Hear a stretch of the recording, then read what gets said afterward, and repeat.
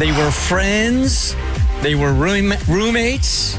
And then they started something a little bit more physical, and it changed everything. And she wanted our help on Friday with the texting tutor to say, like, we got to make some decisions about this relationship here. Yeah, so at first it was cool because they were just friends and it was flirty and it was on both ends. But then one night they crossed that line of friendship and they hooked up. And so at that point she started to realize she might have been in a bit of a situation because she's starting to catch feelings for him. And with them being roommates, it was a little too close for comfort for her. So she felt like a change needed to come. Either they were going to stop hooking up and continue to be roommates. But if they were going to hook up, then she wanted either him to move out or she wanted her to move out, so that it wouldn't make it awkward for the friendship and for them being in the same place. Now, this was an easy prediction on Friday. We knew he was going to hold on for dear life.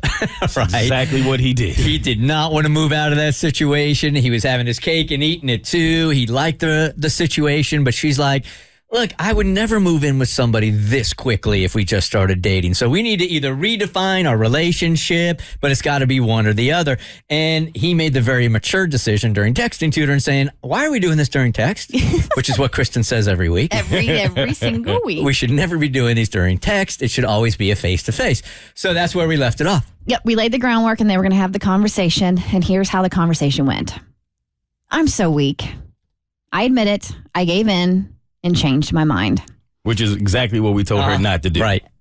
After you helped me text him, he came home and we talked about things that afternoon. He didn't understand why I wanted to make a dramatic change, like finding a new place to live just because we were testing the waters with each other.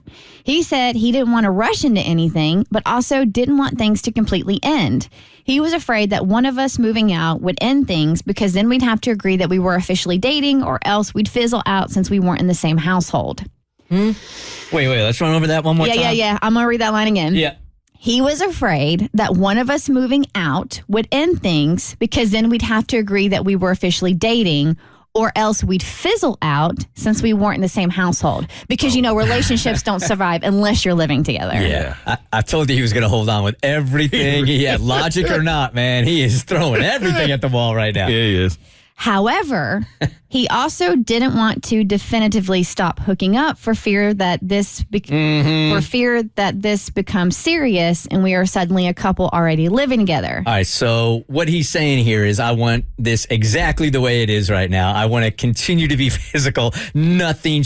He's like not even listening to anything she was saying. Nothing.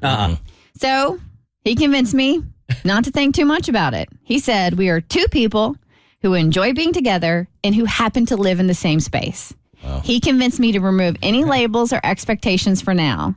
Then we can revisit in a few weeks or even months. I think he's right. This guy was... Oh, you kidding me?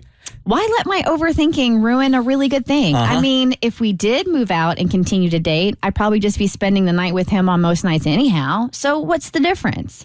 If anything, there's just less driving back and forth, LOL. For now, I'm going to focus on the convenience of the situation. No labels, no expectations, no overthinking. Ask me next month, and I may feel differently. Yeah, we're definitely going to have to do that. All right, so maybe she's right here, though.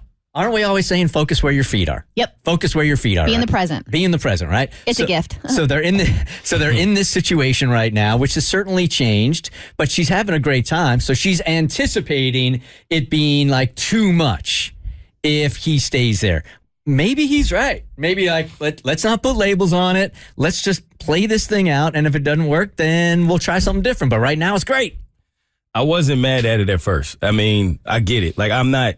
If I were in his shoes, I wouldn't necessarily want to make these huge changes immediately either. But if I'm her, the only thing that would bother me is the line of him saying he's afraid that things would end if we just didn't live in the same place. Because that screams to me, you only like me because it's convenient.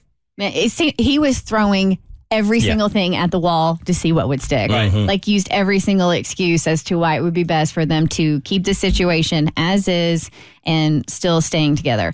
And, I agree with you, Mo. I kind of felt the same way. I'm like, this just started, kind of see where it goes and then decide how you want to proceed. And there is definitely a convenience factor, no doubt about it.